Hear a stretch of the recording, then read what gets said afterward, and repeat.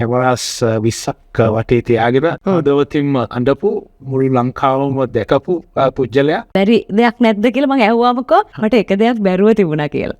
මතකද? කොළඹ කතරගම යන ගමන් ඇවිල්ලා නවත්තලා පොඩි ප්‍රදර්ශනයක් තිබුණා. ඩිවෝස් එකක් දීලා දැන් ආපහු මගේ ෆස්ට් ලව් එක එහෙම නැත්නම් මගේ හදවතට සමීපතම බ්‍රෑන්ඩ් එක එක්ක ආපහු මේ කසාදයකට ගියා. මේක අතෑරියොත් මට නැති වෙන්නේ ඉලක්කය නෙවෙයි. ඒ ඉලක්කය සාක්ෂාත් කර ගැනීම හරහා මට ලැබෙන ආශ්වාදය. අවෝඩ්ස් වලින් වැඩිම අවෝඩ්ස් ගත්ත කෝපරේට් නායකයා කියන එක එන්නේ ඒජ් එක කීයද වගේද? මගේ දෙවනි ගමන වගේ නිකන් එහෙම එකක් පටන් ගන්න ඉතින්දී. at least 3ක් කියා ගන්න පුළුවන් වෙනවා කියන්නේ ඒක තමයි නේ සාමාන්‍ය කෙනෙක්ගේ ජයග්‍රහණයක් කියලා කියන්නේ මේ කෙනෙක්ට එහෙම කියන්න පුළුවන් නම්. එහෙම බෙදාගෙන ඉරි ගහගෙන කියන work life balance. එහෙම කරන්න බෑ. ජයගත්ත කිසිම කෙනෙක් ඒක සාර්ථකව කළ නෑ. හෝ සාර්ථකව කරන්න බෑ ඒක. අයිබෝන් 1000 talk 1000ක් කතා එහෙමනේ සිංහලෙන් කියන්න වෙන්නේ.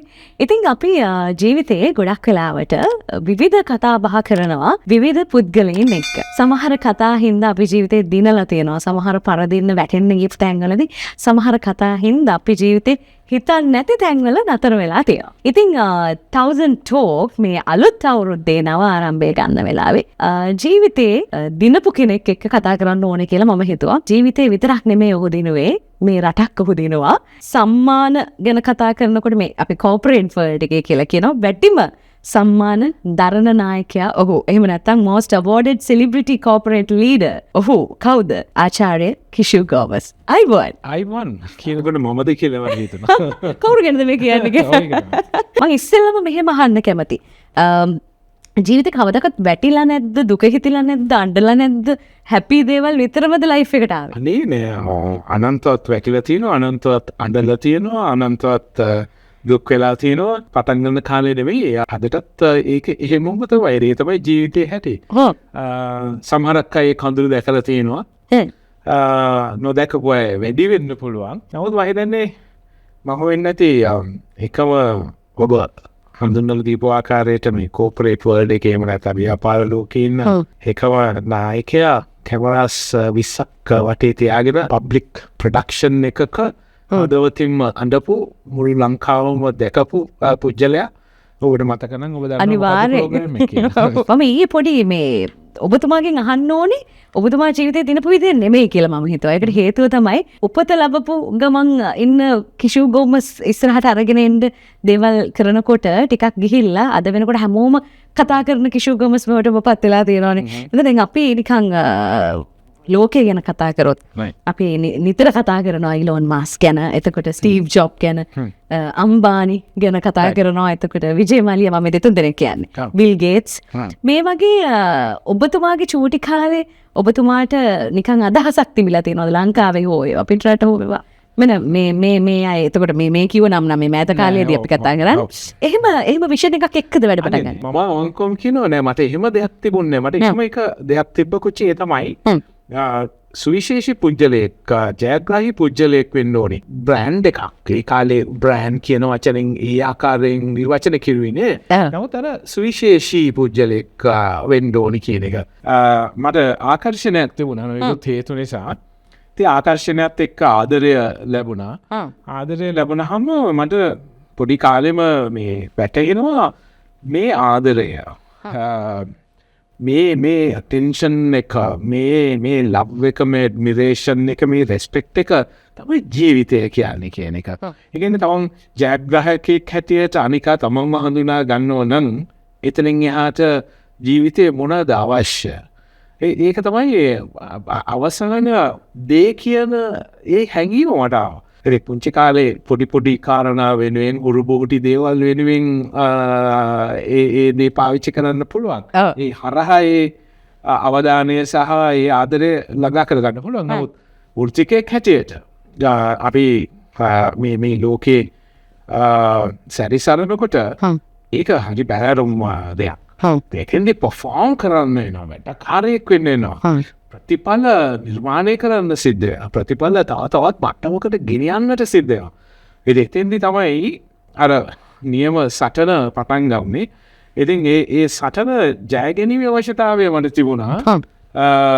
සහ මේ සටන ජයග්‍රහණය කිරීම අරහා නොම්බර එක වීමේ අවශ්‍යතාවයි මට තිබුණා.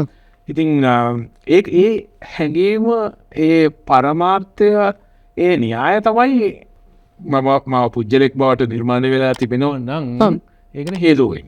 මට මතක එක වැඩසටහනකදී මං ඇහුවා ඇත්තටම කිෂු ගෝමස්ට හැමදේම පුළුවන්ද බැරි දෙයක් නැද්ද කියලා මං ඇහුවාමකෝ මට එක දෙයක් බැරුව තිබුණා කියලා. මතකද? මම පුංචිම කාලේ ගෙදරට ගොරාට හැබැයි පීනන්න ගිහලා මම ගිලෙන්න ගියා. එතකොට ගමේ කොල්ලෙක් ඇවිල්ලා මාව බේරගත්තා. ඒ පීනන්න බැරි කාලේ. නමුත් පසුව දැන් හොඳට පීනන්න පුළුවන්. කිසි ප්‍රශ්නයක් නැහැ. ඒ කාලේ මේ ගම දකුණේ. ඔව් ගම මෙහෙමයි. මගේ තාත්තා මොරටුවේ. ඉතින් තාත්තා ව්‍යාපාර ආරම්භ කිරීමට යනවා දකුණට. සමහර අපේ ඉතිහාස කතාවල තියෙන දකුණ. මගේ තාත්තා කිව්වේ ඒකට ප්‍රතිවිරුද්ධ දෙයක්.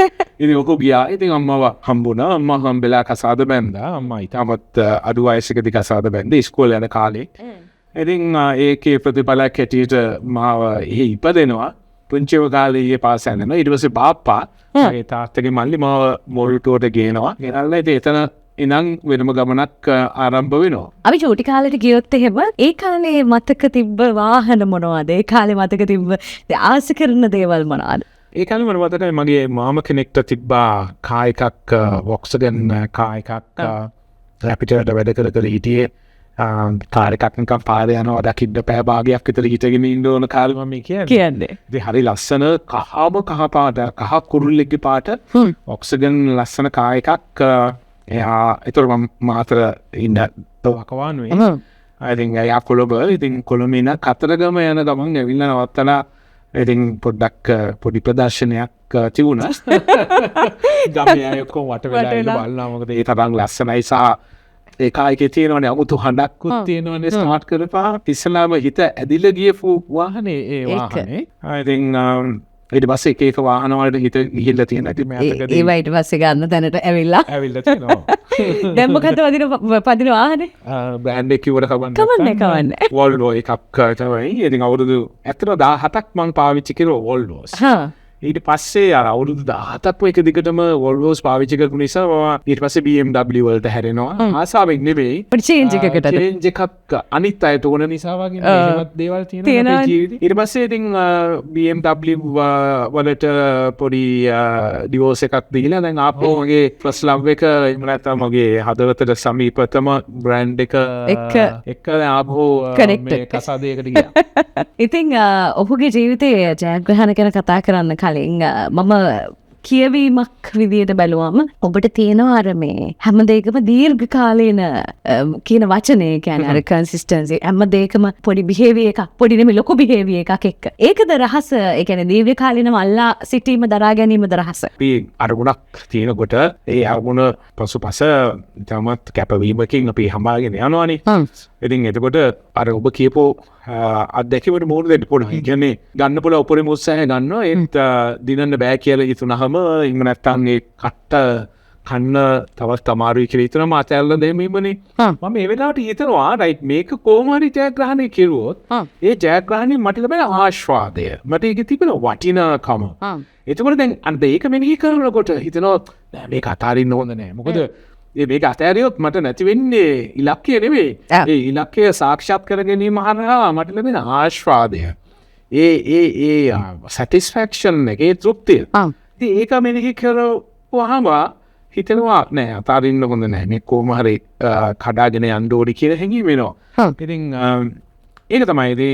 ඒකම තමයි අර පුංචි කාලේ ඉඳන්ම අර අනිකාගේ ආදරයට මම පුදුම කෑදරකමක් තිබුණා. එතකොට දැන් අද වෙනකොට ආදරය තිබෙනවා ඒක නැත්තේ නෑ. නමුත් එතනින් එහාට ගිහිල්ලා අර කිසිගොමස් වැඩක් කෙරුවොත් අනිවාර්යෙන්ම ඒක හරියනවා ඒක ගොඩ යනවා ඒක වරදින්න බෑ. මේකට හරියනම කෙනාව එයා තමයි වගේ හැඟීම. ඒ වගේ ඒවත් ඉතින් ඒ වගේ අර සහතිකයක් ලැබෙනකොට සහ ඒ සහතිකය තමන්ගේ කරගන්න පුළුවන්කම තියෙනකොට ඒක අතාරින්න හිතෙන්නේ නෑ. ඒ සැටිස්ෆැක්ෂන් එක තමයි අවසානයේ අර අරමුණ එහෙම නැත්නම් අභිප්‍රාය වෙන්නේ. ඒක හමාගෙන යනවා ඒ හේතුව නිසා. මම බැලුවේ මේ LMT magazine එකේ the top 25 influential leaders who have inspired others in uncertain times. මේ වගේ lines හැමෝටම එන්නේ නැහැනේ. මේ ටික හම්බ වෙන්නේ මේ කියන්නේ අර awards වලින් වැඩිම awards ගත්ත corporate නායකයා කියන එක එන්නේ ඒජ් එක කීයද වගේද? මම අර performance අනිත් අයට වඩා හොඳට නිර්මාණය කරන්නට ඒ ප්‍රතිඵල ළඟා කරගන්නට මට හැකියාව ලැබෙන්නේ මම වැඩ කරන්න පටන් ගත්ත කාලේ ඉඳන්මයි. ඒ කියන්නේ මගේ පළවෙනි දවසේ ඉඳන්ම මට කලින් ඒ ජොබ් එක කරපු කෙනාට වඩා හොඳින් කරන්න මම උත්සාහ කරලා ඒ වැනි ජයග්‍රහණ ලබාගෙන ඒක රඳා පවත්වාගෙන මේ ආවා. සුවිශේෂී කාරණා කීපයක් ගැන කතා කරනවා නම් අර ආසියාවේම ලාබාලතම වයසකින් ජය ඇමරිකානු බහුජාතික සමාගමකට පත් පුද්ගලයා කියන ඒ ලොකු උටුන් වැටෙනවා අවුරුදු 35 දී. ඉතින් ඒකත් එක්ක තව එතනින් එහාට තමයි මගේ ඒ කියන්නේ මගේ දෙවනි ගමන වගේ නිකන් එහෙම එකක් පටන් ගන්න ඉතින්දී. ඒ කියන්නේ සුවිශේෂී චරිතයක්. ඒ කියන්නේ ලෝක මට්ටමේ චරිතයක්. ඒ වෙනතන් ලෝකේ අනිත් අයට කරන්න පුළුවන් දෙයක් ශ්‍රී ලාංකික තරුණයෙක් හැටියට කරන්න ඒ අවස්ථාව ලැබීම සහ අනිත් අයට වඩා පිටරටියන්ට වඩා හොඳින් ඒ රැකියාව තුළ perform කරන්න ලැබීම සහ අවසානයේ ඒක හරහා ලංකාවේ ලාභාංශය වැඩිම සමාගම කොළඹ කොටස් වෙළඳපොලේ ලයිස්තු ගත සමාගම් අතරේ. එතකොට අපි එක තියෙනවා අපි කියන key performance indicators කියලා KPIs කියන දේ ගත්තොත් ඒ කියන්නේ highest profit per employee, highest dividend payer in the market. ඒ වගේ තියෙනද මම ඉස්සරහට ඒවා ඔබට දකින්න අවස්ථාව උදා කරලා දෙනවා. මොකද මේ ජීවිතේ දිනන්න කියලානේ මම කතාව පටන් ගත්තේ. ඒ නිසා මේ අහන ගමන් අපි ඉස්සරහට බලමු මේ දේවල්. මේ ඊට පස්සේ තව තියෙනවා. ඊට පස්සේ දැන් ඇත්තම කියනවා නම් දැන් පහුගිය අවුරුදු දෙක ගත්තොත් මට ලංකාවෙම ප්‍රථමය හැටියට එහෙම නැත්නම් හොඳම කෙනා හැටියට එකේ කාංශවල awards මට මං හිතන්නේ හම්බෙන්නේ ඉතින් අඩුම ගානේ 8ක් වගේ. මේ 24 වෙනිදාත් ජාතික මට්ටමේ award එකක් මේ ජනවාරි 2026 ජනවාරි 24 වෙනිදා ලැබෙන්න නියමිතයි. අවාසනාවකට ඒ award එක ගන්න මට ඒ ස්ථානයට යන්න හැකියාවක් ලැබෙන්නේ මම පිටරට ඉන්න නිසා එදාට. මම මේක නිකන් සඳහන් කරුවේ awards මාව වාගෙන එනවා ඉතින් තාම. එහෙම නාවත් තමයි ප්‍රශ්නේ. කොකාකෝලා වියට්නාම් සහ සිංගප්පූර් ඒ අවුරුදු 11ක් එතනින්ද වැඩ පටන් ගත්තා. ඒක තමයි මගේ ප්‍රථම රැකියාව හැටියට හඳුන්වනවා. ඒක තමයි මගේ මේ රැකියාව වෙන්නේ සමාගමට ස්ථිර වශයෙන් රැකියාවක් කියලා පටන් ගන්න. මම ඒක අහන්න හේතුව දැන් අපි සාමාන්‍යයෙන් අපිට කියන්න දැන් මම මේ මට අර මෙහෙම ජොබ් එකක් හම්බුණා මෙහෙම ජොබ් එකක් හම්බුණා කියලා අපිට තියෙන ලිස්ට් එකක්. දැන් මේ පොසිෂන් එකකින් ඊගා පොසිෂන් එකට යන්න ඕනේ. ඔබ නිරන්තරයෙන් ගණදෙනු කරන්නේ ලංකාවේ නෙමෙයි ගොඩක් වෙලාවට ජාත්‍යන්තර මට්ටමේ. එතකොට දැන් අපේ අය හිතන අපි කියන්නේ රහසල්ලර පොල් ගහක් කරි නැග්ගරන් ඇති කියලා. එතනින් අපි ඉවර කරනවානේ. ඔබ එහෙම ඉවර කරන්නේ නැහැ. මෙතනින් පටන් ගන්න ඔබ යන ලොකු ගමනක් ඒක අර කොම්පිටිෂන් එකත් එක්ක හැපි තමයි ඔබ එතන ඒ ගමන යන්නේ. ඔව්. දැන් ඔබ සඳහන් කරුණේ රටවල් දෙකක් විශේෂ ප්‍රොජෙක්ට් එකක් හැටියට ව්‍යාපෘතියක් හැටියට මට බාර දෙනවා. වියට්නාම් රටේ අතිවිශාල රටක් ලංකාව වගේ සෑහෙන විශාල ප්‍රමාණයේ මේ රටක් ලංකාවට වඩා. ඒතකොට ඒ රටේ sales and distribution strategy එක මේ ක්‍රමෝපාය සබෙදා හැරීමේ ජාලයක් ක්‍රමෝපායක් යෝජනා කරලා ඒක ක්‍රියාත්මක කිරීමේ වගකීම ඉන්නේ මට සහනවා. මගේ කණ්ඩායමේ තව දෙන්නෙක් හිටිය එක්කෙනෙක් ජර්මන් එක්කෙනෙක් අනිත් කෙනා ඇමරිකන් කෙනෙක්. ඒතකොට මම තමයි එකම අංශයාම අපි තුන්දෙනා එකතු වෙලා තමයි ඒ ස්ට්‍රැටජි එක හැදුවේ. ඒ වෙනුවෙන් තමයි මට වියට්නාමයට යන්න සිදු වුණේ. ඒකම සිංගප්පූරුවට මට ඒත් විශේෂ ව්‍යාපෘතියක් වෙනුවෙන් යවනවා. ඒ තමයි ඊතර කෝල්ඩ් ඩ්‍රින්ක් මර්චන්ඩයිසින් කියලා වෙනම තාක්ෂණික දෙයක්. අපි දැන් නිකන් අර කූල් කළා අපි දේවල් බොනවා. එතෙන්දී සමාන පෙලාටස් කූල් වැඩි එහෙම නැත්නම් කූල් අඩුයි. කූල් වැඩි වුණත් අපිට එන්ජොයි කරන්න බෑ. කූල් මදි වුණත් බෑ. එහෙම සත්‍ය ඒක තියෙන විද්‍යාවක් එක තියෙන මේ ටෙම්පරේචර් එකට තමයි කොකාකෝලා එක කූල් වෙන්න ඕනේ. ඒතකොට ඒකට තියෙනවා වෙනම තාක්ෂණයක්. ඒතකොට ඒ තාක්ෂණය නිවැරදිව පාවිච්චි කරලා අපි පාරිභෝගිකයට අන්න ඒ මට්ටමේ කූල් බෝතලයක් දුන්නා තමයි අර ඒක හරියට ෆීල් වෙනවා. අර ෆීල් වෙන්නේ ෆන් එක එන්නේ ඒක එන්ජොයිමන්ට් එක එන්නේ අපි අද කියනවා නේද වයිබ් එකක් එන්නේ අර එකත් එක්ක. ඉතින් ඒ වගේ දේවල් කරන්නට ලැබුණා. ඉතින් ඒකම කැටෙක්ස් විශේෂයෙන්ම කතා කරනවා අපි ගොඩක් දන්න. දැන් ඔබ හරහට ඒ පාරේ ඉන්න නිසා මග ඇවිල්ලා නවතින්න නැතුව මේක ඉවර කරන්න දිගටම යන්න ඕනේ. දැන් ඒ සමාගමට දැන් අර මම කිව්වාගේ අඩුම වයසින් පත් වෙනවා වගේම මට මුළු ආසියාවෙම ජ්‍යෙෂ්ඨ නායක කණ්ඩායමේ එකම ආසියානුව බවට සහ ලාබාලතම ආසියානුව බවටත් බව පත් වෙනවා. ඉතින් ආසියා ශාන්තිකර කලාපයේ රටවල් 22ක් තියෙනවා. ඉතින් ඒකේ සමාජිකයෙක් වෙනවා. ඉතින් ඒකම තව එකක් Global Extended Leadership Team කියලා මුළු ලෝකෙම ආවරණය වෙන විදියට ඒ කණ්ඩායමෙත් සමාජිකයෙක් රටවල් 180ක් රටවල් 188ක්. ඉතින් ඒවා තමයි සුවිශේෂී ජයග්‍රහණ. අපි රස්සාවක් කර ඔබතුමා කරන්නේ රස්සාවක් කියලා හිතන්නකෝ මේක just a job. එතකොට ඒ හැම ජම්ප් එකක්ම අපිට මතක තියනවා කියන්නේ කිෂු ගොමස් කොහෙද වැඩ කරලා තිබ්බේ කියලා අහුවොත් මගෙන් ඕනේ නෑ. ඊට පල්ලෙහා කෙනෙක්ගේ ඒ අය ලිස්ට් අවුට් කරලා කැටෙක්ස් එක නැත්තම් ටුවරිසම් එහෙම නැත්තම් ඩ්‍රීම් බ්‍රාන් එක එහෙම කියලා ඇට්ලිස්ට් 3ක් කියා ගන්න පුළුවන් වෙනවා කියන්නේ ඒක තමයි නේ සාමාන්‍ය කෙනෙක්ගේ ජයග්‍රහණයක් කියලා කියන්නේ මේ කෙනෙක්ට එහෙම කියන්න පුළුවන් නම් දැන් මෙහෙම ගන්නකොට හරි කියන මං ආසයි ආදරයට මං ආසයි දිනනවට කියලා ටයර්ඩ් නැද්ද මිස් වෙලා නැද්ද ලයිෆ් එක මේවටම achievements වලටම පොඩි ඉතින් ඇත්තටම කොම්ප්‍රොමයිස් කරන්න වෙනවනේ එතකොට මිස් වෙලා නැද්ද දේවල් නෑ මෙහෙමයි දැන් ජීවිතේ තෘප්තිය තිබෙන්නේ අපි ළඟා කරගන්න ජයග්‍රහණය තුළනේ ඒතර මම කිව්වා වගේ ජයග්‍රහණයන් අපි ඒ ආශාදය තමන්ගේ කරගෙන ඒක තුල අපිට පීඩන්න පුළුවන් නම් ලයිෆ් එකෙන් එතනින් එහාට මොකක්ද කියන එකනේ තියෙන්නේ. අය ඔබ මට ආරාධනා කරනවා මම ආරාධනාව පිළිගන්නවා මොකද ඔබෙන් ආවොත් ආරාධනාවක් නැහැ කියලා ඔබ දන්නවා.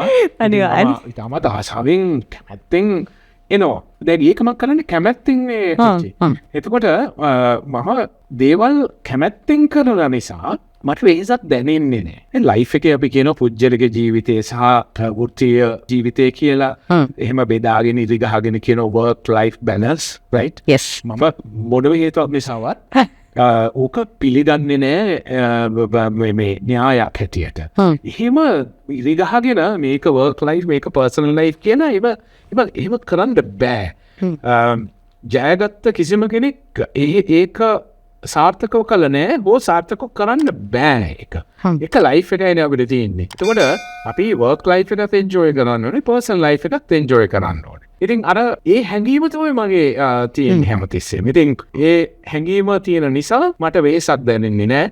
ඒක තමයි විය යුත්තේ. ඒක තමයි ජීවිතය ගැන හිතන්න ඕනේ. ඇත්තටම කියනවා නම් මේක නොකියපු කතාවක් වාට කියන්නේ මට ආකර්ෂණ ඕගාන තියෙනවා. මම කෙනෙක්ට කැමැත්ත දීලා එක්කෙනෙක්ට කොටු වෙන්න මම කැමති උනේ නෑ. මේවා දේවල් කියනකොට මේ මාව නෑ මමනේ අහන්නේ මම ඔය ඔක්කොම අහන්න හේතුවක් තියෙනවා. මම මේ දේවල් විදාහදා ගන්නේ අපි මේ ටෝක් එක දෙනකොට මේකේ තියෙන පණිවිඩ අපි එවුන්ට ඊට වඩා හොඳින් මේ රට පාලනය කරලා තිබුණා නම් නිවැරදි තීරණ නිවැරදි ආකාරයෙන් ගත්තා නම් ඒක වඩා හොඳයි කියලා අපිට කියන්න පුළුවන්. ගැතිභාවය අයින් කළා ස්වාධීනව හිතුවොත් අද ලංකාව පුදුම දිනුණු මට්ටමකට ඇවිල්ලා තියෙනවා.